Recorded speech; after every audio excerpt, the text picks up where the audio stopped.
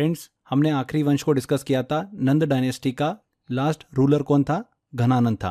ऐसा माना जाता है कि घनानंद बहुत ही ईगोइस्टिक मतलब अभिमानी था। मगध के लोग उसे पसंद बिल्कुल भी नहीं करते थे। इसीलिए चंद्रगुप्त मौर्य ने कौटिल्य की हेल्प से घनानंद को हटाकर खुद का साम्राज्य जो है वो स्थापित किया। घनानंद के समय ही अलेक्जेंडर का अटैक हुआ था। कौटिल्य घनानंद के पास अलेक्जेंडर के अटैक के बारे में जानकारी लेकर गए थे, पर घनानंद ने कौटिल्य की इंसल्ट की और उन्हें ह्यूमिलेट करके दरबार से निकाल दिया। उसी समय कौटिल्य ने कसम खाई थी कि घनानंद को मगध की थ्रोन से हटाकर एक अच्छे रूलर को थ्रोन पर जगह देने की जरूरत है। इसीलिए कौटिल्य ने चंद्रगुप्त को ट्रेन किया। चंद्रगुप्त मौर्य ने कौटिल्य की सहायता से घनानंद को हराकर मौर्य वंश की स्थापना कर दी। तो अब हम डिस्कस करने वाले हैं फ्रेंड्स मौर्य वंश को, मौर्य डायनेस्टी को। तो इतिहास के मौर्य वंश के बारे में हमें जो जानकारी प्राप्त होती है वो अलग अलग स्रोतों से जानकारी मिलती है। कई किताबें हैं जहाँ से मौर्य वंश के बारे में हमें जानकारी मिलती है, जैसे कि कौटिल्य का अर्थशास्त्र। इस ग्रंथ में राज्य की नीतियों और प्रशासनिक व्यवस्थाओं के बारे में विस्तृत जानकारी दी गई है। इसके अलावा मेगास्थनीज, जो सेल्यूलस निकेटर का राजदूत था, उसने भारत के बारे में अपने अनुभवों को इंडिका नामक बुक में लिखा है। विशाख दत्त का मुद्रा राक्षस, यह ग्रंथ चाणक्य और चंद्रगुप्त के बीच की कहानी को दर्शाता है। इसके अलावा भारतीय और पौराणिक कथाओं के साथ साथ बौद्ध ग्रंथ भी इसमें शामिल हैं, जैसे कि श्रीलंका का दीपवंश और महावंश और तिब्बत का दिव्यावदान। ये वो पुराण और बौद्ध साहित्य हैं जहाँ से मौर्य वंश के बारे में हमें जानकारी प्राप्त होती है। इसके अलावा फ्रेंड्स पुरातात्विक स्रोत भी हैं जहाँ से मतलब आर्कियोलॉजिकल सोर्सेस, जिनसे हमें मौर्य समाज के बारे में पता चलता है। इसमें हमें सिक्कों, शिलालेखों और स्तंभ लेखों से जानकारी मिलती है। मौर्य एम्पायर के दौरान अलग अलग लिपियों में शिलालेख लिखे गए थे। उत्तर पश्चिम में खरोष्टी लिपि में, पश्चिम में ग्रीक और आरामिक लिपि में, पूर्व में ब्राह्मी लिपि में। इन लिपियों को समझने में जेम्स प्रिंसेप ने बहुत ही महत्वपूर्ण भूमिका निभाई थी। तो ये हमने बात करी कि मौर्य वंश के बारे में हमें जानकारी कहाँ से प्राप्त होती है। इसके बाद अगर हम मौर्य साम्राज्य की उत्पत्ति की बात करें तो मौर्य की उत्पत्ति के बारे में कई सोर्सेस में अलग अलग मत हमको देखने को मिलते हैं। जैसे पुराणों में इन्हें शूद्र कहा गया है, मुद्रा राक्षस ग्रंथ में इन्हें कुलहीन मतलब निचले स्तर का कहा गया है, बौद्ध ग्रंथों में उन्हें शाक्य क्षत्रिय बताया गया है जो गौतम बुद्ध का भी वंश था, जूनागढ़ के शिलालेख में उन्हें वैश्यों के रूप में बताया गया है। तो इस तरीके से मौर्य साम्राज्य की उत्पत्ति के बारे में हमें अलग अलग स्रोतों में अलग अलग मत देखने को मिलते हैं। चलिए अब मौर्य वंश के दौरान जो हमें सभी शासक देखने को मिले, एक एक करके उनको हम डिस्कस करते हैं कि कौन कौन से रूलर हमको देखने को मिले। तो सबसे पहले आते हैं चंद्रगुप्त मौर्य। 322 से लेकर 298 बीसी तक इनका कार्यकाल चलता है। चंद्रगुप्त मौर्य को मौर्य एम्पायर का संस्थापक भी माना जाता है। 305 बीसी में उन्होंने ग्रीक शासक सेल्यूलस निकेटर को उत्तर पश्चिम भारत में हराया और युद्ध के बाद में एक संधि हुई जिसमें निकेटर ने अफगानिस्तान और बलूचिस्तान के क्षेत्रों को चंद्रगुप्त को सौंप दिया। बदले में चंद्रगुप्त ने निकेटर को 500 हाथी दिए थे। इस संधि के बाद में सेल्यूस ने अपनी बेटी हेलेना का विवाह जो है वो चंद्रगुप्त से किया था और अपने राजदूत मेगास्थनीज को चंद्रगुप्त के दरबार में भेज दिया। मेगास्थनीज ने भारत के बारे में अपने अनुभवों को इंडिका नामक पुस्तक में लिखा है। अभी हमने डिस्कस भी किया था। ग्रीक स्त्रोतों में चंद्रगुप्त को सेंट्रोकोटस कहा गया है। चंद्रगुप्त ने पहली बार उत्तर भारत को एकजुट किया जिससे उन्हें भारत का पहला चक्रवर्ती सम्राट भी कहा गया। उन्होंने 300 बीसी में पटना में पहली जैन परिषद का आयोजन कराया था। ये काफी इंपॉर्टेंट है, जिसमें जैन धर्म का विभाजन श्वेतांबर और दिगंबर में हुआ था। अपने जीवन के अंतिम वर्षों में वे जैन धर्म के मुनि भद्रबाहु के साथ में श्रवणबेलगोला कर्नाटक चले गए और वहां पर सलेखना मतलब ध्यान पूर्वक मृत्यु का व्रत से 298 बीसी में उनकी मृत्यु हो गई। तो इसके बाद में जो अगले शासक बनते हैं वो बनते हैं बिंदुसार। बिंदुसार चंद्रगुप्त के पुत्र और उत्तराधिकारी थे। ग्रीक स्त्रोतों में बिंदुसार को अमित्रघात और अमित्रोचेटस के नाम से भी जाना जाता है, जिसका अर्थ है शत्रुओं का नाश करने वाला। बिंदुसार आजीवक धर्म के अनुयायी थे। आजीवक धर्म की बात करें तो इसके संस्थापक घोसला मस्करी पुत्र थे जो महावीर स्वामी के मित्र थे। ये जो धर्म था आजीवक धर्म, ये बौद्ध और जैन धर्म का समकालीन था। आजीवक धर्म के अनुयायी नियति मतलब भाग्य को सर्वोपरि मानते थे। इनके अनुसार हर चीज नीति के अनुसार होती है। बिंदुसार ने सीरिया के शासक एंटियोकस से मधुर शराब, सूखे अंजीर और एक शिक्षक भेजने का अनुरोध किया था। एंटियोकस की बात करें तो उसने शराब और अंजीर तो भेजे थे लेकिन शिक्षक नहीं भेजा, क्योंकि विदेश में शिक्षक भेजना उसकी नीति के खिलाफ था। इतिहास में बिंदुसार के बारे में 16 पत्नियों के बारे में जानकारी मिलती है कि उनकी 16 पत्नियां थी, जिसमें उनकी प्रिय पत्नी धर्मा थी, जिन्होंने अशोक को जन्म दिया। उनके 101 पुत्र थे, जिसमें सबसे बड़ा पुत्र सुशीम था। बिंदुसार ने अशोक को उज्जैन का गवर्नर नियुक्त किया और सुशीम को तक्षशिला का। बिंदुसार को अलग अलग स्रोतों में अलग अलग नामों से पुकारा गया है, जैसे कि अमित्रकेटस यूनानी ग्रंथों में, संस्कृत ग्रंथों में इसे अमित्रघात या फिर अमित्रचटस, जैन ग्रंथों में सिंहसेन। ऐसे अलग अलग ग्रंथों में इसको अलग अलग नाम से जाना जाता है। मद्रसार, सिमसेन, बिंदुपाल, इन नामों से भी बिंदुसार को जाना जाता है। तो इसके बाद में, बिंदुसार के बाद में जो अगला शासक बनता है मौर्य वंश का, वो बनता है अशोक। अशोक का टाइम काल चलता है 273 बीसी से लेकर 232 बीसी के बीच में। अशोक मौर्य समाज का वो महान शासक जिसने अपने जीवन की एक घटना से न केवल खुद को बल्कि पूरे भारत को बदल दिया। इतिहास के पन्नों में अशोक को वो योद्धा कहा गया है जिसने सत्ता की लालच में अपने ही 99 भाइयों को मारकर सिंहासन हासिल किया। परंतु यह वही अशोक था जो कलिंग युद्ध के भीषण रक्तपात को देखकर बदल गया था। हिंसा के इस मंजर ने उसे इतना व्यवस्थित कर दिया कि उसने बौद्ध धर्म का मार्ग अपनाया। तो अशोक महान सम्राट के कार्यकाल के बारे में हम थोड़ा डिस्कस और करते हैं, जिसने धर्म के संदेश को पूरी दुनिया में फैलाने का संकल्प लिया और अपने शासन में पहली बार शिलालेखों मतलब इंस्क्रिप्शंस के माध्यम से जनता से संवाद किया। देखिए, सिंहासन प्राप्ति के लिए अशोक ने अपने भाइयों को भी मारा था। ऐसा माना जाता है कि अशोक ने थ्रोन को सुरक्षित करने के लिए 99 भाइयों की हत्या की थी और सिर्फ एक भाई विताशोक को जीवित छोड़ा था। ये कहानी हमें बौद्ध ग्रंथों में मिलती हैं, परंतु कई इतिहासकार इसे सही नहीं मानते हैं। इसके बाद अशोक पहले शासक थे फ्रेंड्स, जिन्होंने लोगों से संवाद करने के लिए शिलालेखों मतलब इंस्क्रिप्शंस का प्रयोग किया था, जो उस समय की एक अनोखी और प्रभावशाली विधि थी। देखिए, उस समय समाचार पत्र, रेडियो या फिर अन्य कम्युनिकेशन का कोई जरिया तो था नहीं, तो अशोक ने संदेशों को सीधे जनता तक पहुंचाने के लिए बड़े बड़े पत्थरों और स्तंभों पर अपने विचार और आदेश खुदवाए थे। ये शिलालेख पूरे साम्राज्य में अलग अलग जगहों पर स्थापित किए गए ताकि लोग उन्हें पढ़ सके या फिर सुन सके। अशोक को 273 बीसी में ही सिंहासन मिल गया था, लेकिन 4 वर्षों तक वह अपने साम्राज्य के गृह युद्ध मतलब सिविल वॉर में व्यस्त थे। इसलिए उनका औपचारिक राज्याभिषेक 269 बीसी में हुआ था। अशोक ने अपने जीवन में सिर्फ एक ही बड़ा युद्ध लड़ा था, जो कि था कलिंग युद्ध। यह युद्ध 261 बीसी में उनके राज्याभिषेक के 8 साल बाद लड़ा गया था। कहा जाता है कि इस युद्ध में इतनी हिंसा हुई थी, इतनी मौतों को अशोक ने देखा था, इतने दुखी हो गए थे कि उन्होंने बौद्ध धर्म अपना लिया था।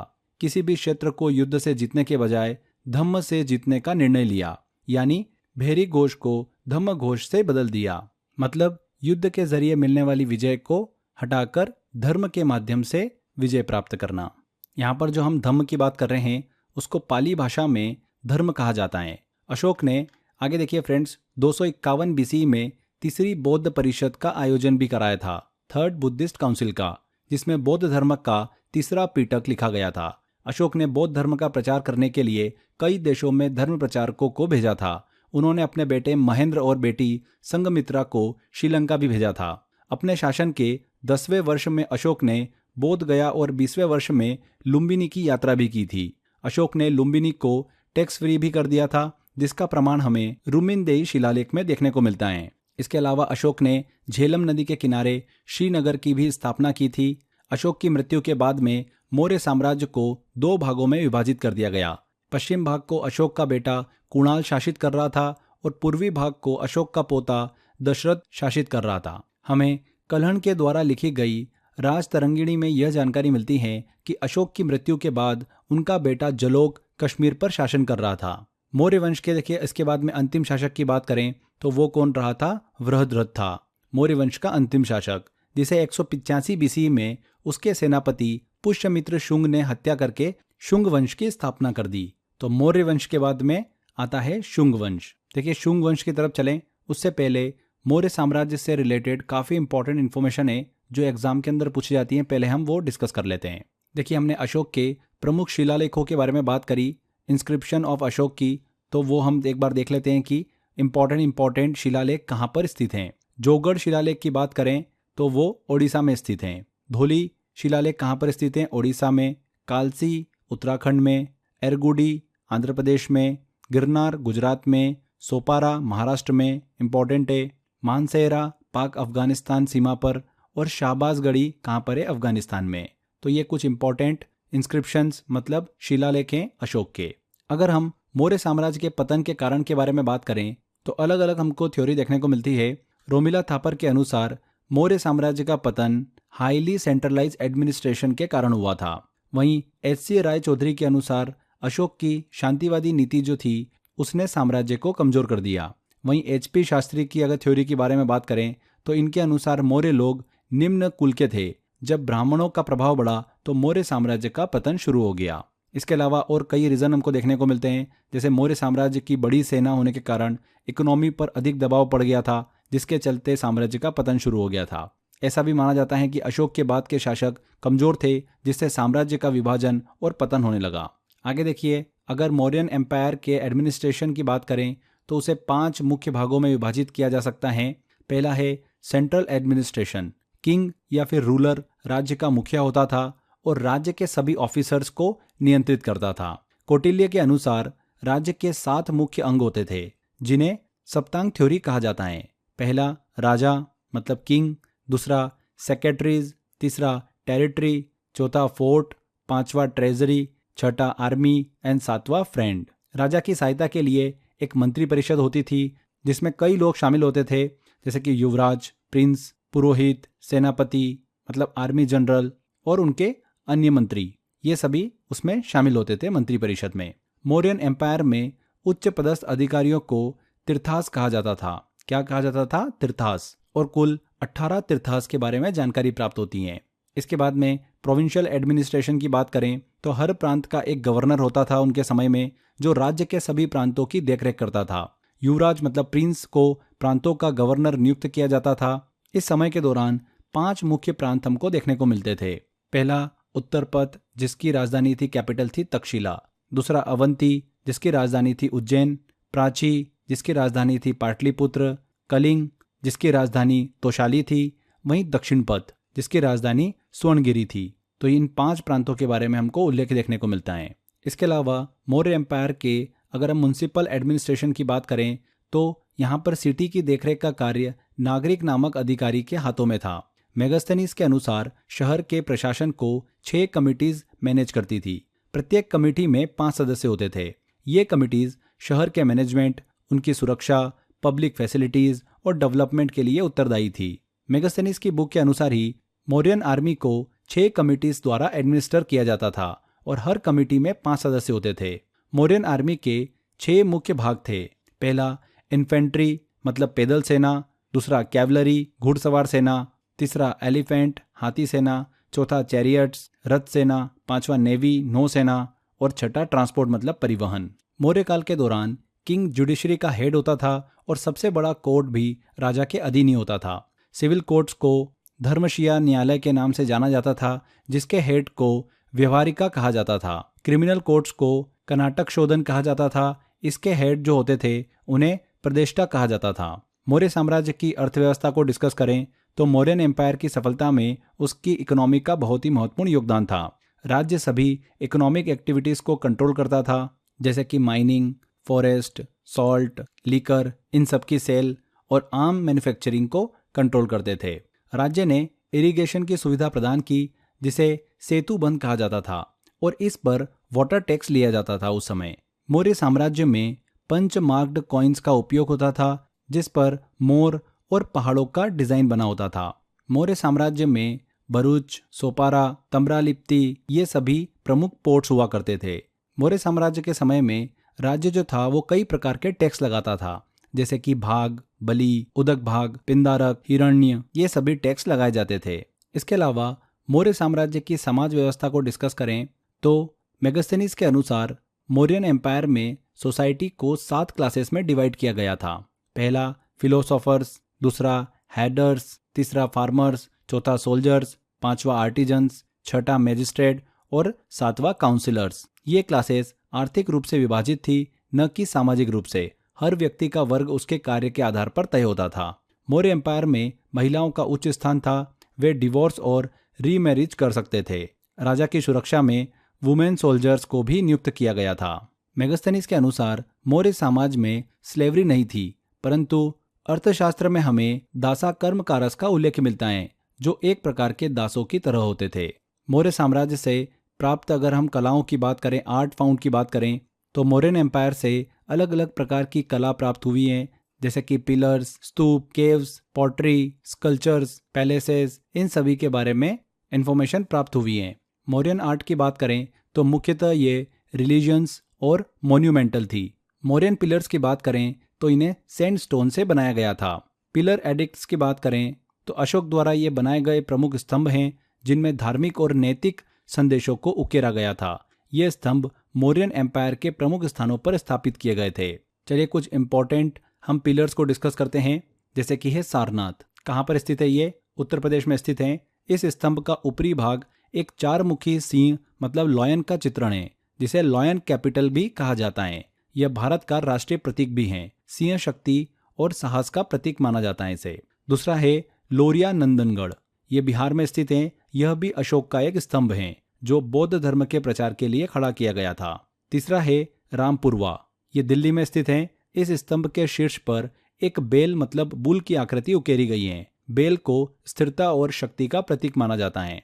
इसके बाद है प्रयाग प्रशस्ति। ये उत्तर प्रदेश में स्थित है। यह स्तंभ प्रयाग प्रशस्ति के नाम से प्रसिद्ध है, जिसमें कई महत्वपूर्ण ऐतिहासिक और धार्मिक संदेश अंकित हैं। इसे इलाहाबाद पिलर के नाम से भी जाना जाता है।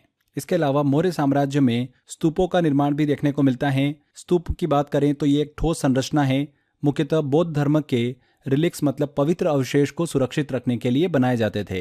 ये ठोस निर्माण होते थे, जिनमें एक केंद्रीय गुंबद सेंट्रल डोम होता था, जो पवित्रता और शांति का प्रतीक माना जाता था। कुछ इंपॉर्टेंट स्तूपों को डिस्कस करें तो पहला आता है सांची स्तूप। मध्य प्रदेश में ये स्थित है, बौद्ध धर्म का एक प्रमुख स्थल है। दूसरा है बरहुत स्तूप। यह भी मध्य प्रदेश में है।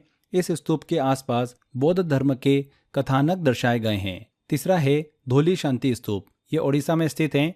अशोक द्वारा निर्मित यह स्तूप बौद्ध धर्म के शांति संदेश का प्रतीक है। चौथा है धमेक स्तूप। ये सारनाथ उत्तर प्रदेश में स्थित है। यह स्तूप उस स्थान पर स्थित है जहां पर भगवान बुद्ध ने अपना पहला उपदेश दिया था। मौर्य साम्राज्य में दोस्तों रॉक कट केव्स मतलब पत्थर की गुफाएं भी देखने को मिलती हैं। साधु सन्यासियों के मेडिटेशन और साधन के लिए ये गुफाएं बनाई गई थी। इन गुफाओं को बड़े बड़े पत्थरों को काटकर निर्मित किया गया है। कुछ इंपॉर्टेंट इस तरीके की केव्स को डिस्कस करें तो पहला आती है बराबर हिल केव्स। ये बिहार में स्थित है। यह गुफाएं मौर्य काल में साधुओं के ध्यान के लिए बनाई गई थी। दूसरा है नागार्जुनी हिल केव। ये बिहार में स्थित है। ये गुफा भी ध्यान और साधना के लिए उपयोग में लाई जाती थी। इसके बाद मौर्य काल के पॉटरी और स्कल्पचर्स मतलब मूर्तियों के अवशेष भी प्राप्त होते हैं। पॉटरी की बात करें तो मौर्य काल में नॉर्थन ब्लैक पॉलिश्ड वेयर, उत्तरी काले चमकदार जो मिट्टी के बर्तन थे वो प्रमुख थे। यह एक प्रकार की सुंदर और काले रंग के बर्तन हुआ करते थे।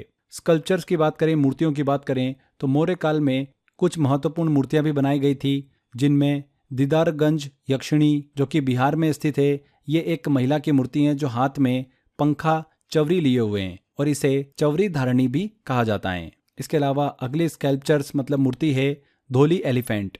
ये ओडिशा में स्थित है। यह हाथी की मूर्ति है जो कि अशोक के शासन काल में धम्म के प्रतीक के रूप में बनाई गई थी। तो ये हमने मौर्य साम्राज्य के पिलर्स, स्तूपों और स्कल्पचर्स और पॉटरी को डिस्कस किया, मतलब आर्ट फॉर्म को डिस्कस किया। आगे बात करते हैं। मौर्य एम्पायर में कई सारे ऑफिसर्स हमको देखने को मिलते थे, जिन्हें अध्यक्ष कहा जाता था। ये अध्यक्ष अलग अलग काम किया करते थे। ये भी इंपॉर्टेंट है। पहला अध्यक्ष होता था सन्निधाता, मतलब ट्रेजरी जो खजाने के प्रबंध के लिए जिम्मेदार होते थे, जो एम्पायर की वेल्थ मतलब धन को सुरक्षित रखने में अहम भूमिका निभाते थे। दूसरे अध्यक्ष होते थे सम्मरत, रेवेन्यू कलेक्शन राजस्व संग्रह की देखरेख करते थे, जो एम्पायर के एडमिनिस्ट्रेटिव और मिलिट्री एक्सपेंसेस के लिए आवश्यक था। तीसरे अध्यक्ष होते थे व्यवहारिक, सिविल मैटर्स में मुख्य न्यायाधीश थे जो कानून और व्यवस्था को बनाए रखते थे। चौथे थे प्रादेष्टा, क्रिमिनल जस्टिस की देखरेख करते थे, जो अपराधियों को सजा देने में जिम्मेदार होते थे। नेक्स्ट होते थे प्रादेशिक, ये डिस्ट्रिक्ट मजिस्ट्रेट के रूप में कार्य करते थे, जो डिस्ट्रिक्ट में कानून और व्यवस्था बनाए रखते थे। राजूकास भूमि का मूल्यांकन करते थे, जैसे कि आज के समय में पटवारी का काम होता है। युक्तास ये डिस्ट्रिक्ट लेवल पर रेवेन्यू मैनेजमेंट में हायर अथॉरिटीज के तहत काम करते थे। नगरक की बात करें तो सिटी एडमिनिस्ट्रेशन को मैनेज करते थे, जो अर्बन गवर्नेंस में एक महत्वपूर्ण भूमिका निभाते थे। एंड उस समय टोल का संग्रह करने के लिए शुल्काध्यक्ष होते थे, जो व्यापार और यात्रा से एम्पायर के रेवेन्यू को बढ़ावा देते थे। तो ये हमने मौर्य एम्पायर से रिलेटेड काफ़ी इंफॉर्मेशन कवर करी है। एग्जाम में इनसे क्वेश्चन पूछे जाते हैं, इसीलिए मैंने आपको ये सारे पॉइंट बताए हैं।